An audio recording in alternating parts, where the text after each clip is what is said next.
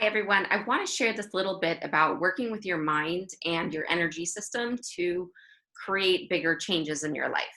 So most people I know, we're working on something. There's like um, a goal we have, or even if it's just a hope or dream for the future, for ourselves, for our community, for the world, that all anytime we're thinking about we're future visioning, that exists in our prefrontal cortex, and that is the part of our mind that is looking to the future, wanting something bigger and better, and also using logic. And that part of our mind has to work harder when we actually start to make small changes to bring what we want into our life.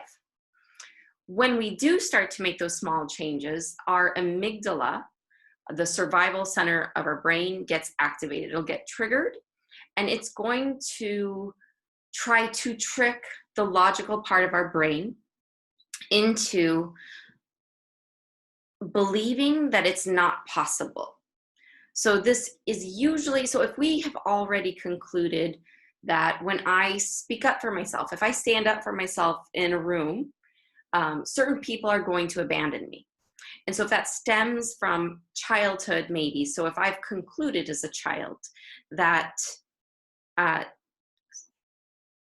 people around me will take care of me, feed me, and be nice to me, when I'm agreeable, when I'm quiet, when I make myself smaller. So if that's a part of myself that I've already concluded, and maybe I haven't articulated it to myself, it's just something that it's kind of like the framework that I grew up in, and it's the conclusions that the behavioral decisions that I've made for myself in my means to survive in the world. And so I made that conclusion very small. So, and there's lots of examples like this too. Like we could talk about displaying emotions. Like if I've already concluded that if I cry in public, and then I'm put in a room by myself and told to come out when I'm done, when I've pulled myself together, my conclusion is that emotions abandon me. Like my emotions will leave me abandoned. So that's a conclusion I've already made. Okay, so if I'm an adult and I'm trying to work on my patterns and trying to shift into a better way of expressing myself, I'm going to have to face the survival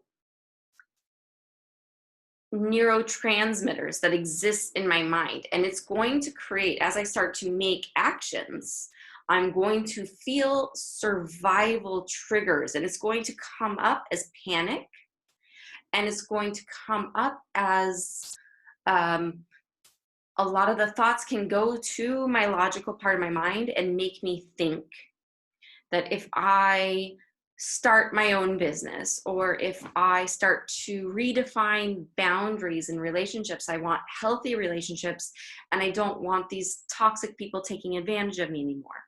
I'm going to have to start to face the survival conclusions that I made for myself in the way that I was being raised. And I'm going to have to be really compassionate, very gentle, but I'm also going to have to logically shift my mindset and while honoring how my body feels like it's freaking out, but also work with feeling safe in my body while I create a boundary with a toxic family member, or while I start to show up more and put myself out there more. If I'm wanting to shift into my own business rather than working my 9 to 5, maybe that 9 to 5 makes me feel very safe and I've been stuck there for a while. But I start to shift into, I'm going to do my own thing, and I'm going to have to face those survival instinctual patterns that come up in my body, and all of the sentences. It's going to come in a narrative like, see, that's why I can't do it. I can't leave my 9 to 5 because this very logical reason about health insurance, or this very logical reason about there's not enough people or in my community to purchase what I'm selling or something. But it comes up very logically, and we have to work with it logically, somatically, emotionally, while we change the way our neurotransmitters are firing and wiring into our body, the way my thoughts send electrical pulses to my body and how my body feels. Okay. Then there's another part of the brain that actually works with actions, and I'm looking at my notes. It's called the basal ganglia.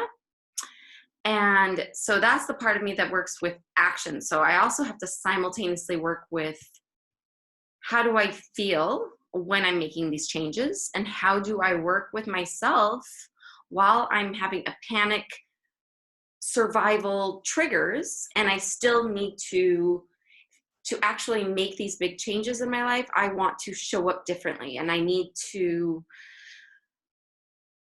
do it anyway. So my fears can be there simultaneously. I can struggle with the feeling of abandonment. I can struggle with the feeling of being rude or mean. I can struggle with people's judgments while I simultaneously do the action steps that I've already decided I'm going to do that align with the vision I have, okay? Also, I want to say this, is that your vision, everything that you want in your life exists in your energy field. It exists in your vision energy. And that is the height of your energy field. It's your potential. It's what you aspire to be. It's what you're hoping to achieve. It's what you're working on. And then there is the triggers, the survival, dense, toxic stuff. And a lot of it, most of it, maybe most of it, is stuff that that we've had a blind eye to, because it's not even, doesn't feel safe to even look at it. But those things do come up. But we, in our energy field, around our whole body, we have the more refined, lighter love energy. And then we're going to have the dense, toxic, stuck energy. And it's so important while you're working with this stuff to make a choice to not judge the shadows and survival patterns that get triggered. It's so important to make a choice to be slow and compassionate, to be forgiving for ourselves. And also, I mean, when things come up, for me personally, I started to have a lot of resentments towards my parents for the way that I was raised, for the way shame was used in the household to manipulate children's behaviors. So it's really important to also know that, like, resentments could come up, but to make a choice to be very compassionate and forgiving for yourself and for the people that shaped the way your reality exists right now. And that might be a lot for a lot of people when you're really going through work, and especially when traumas are triggered. So it is like there is a natural process of being able to say that situation was not okay. There was nothing okay about that situation, but simultaneously not allowing it to develop more resentments in your heart space. So keeping a very clean and clear heart in the process is another step to stay anchored in your vision, stay connected to your body, and to take those steps into making what you vision for your future a reality closer to today. Okay, so I'll end the video here. That's a little thing that this is how I like to start with people in process work. And if you have any questions about my work, you can send me a message. I'll post a link below, and I'd love to talk to you more about this subject. Always, I'll continue the conversation. Thanks.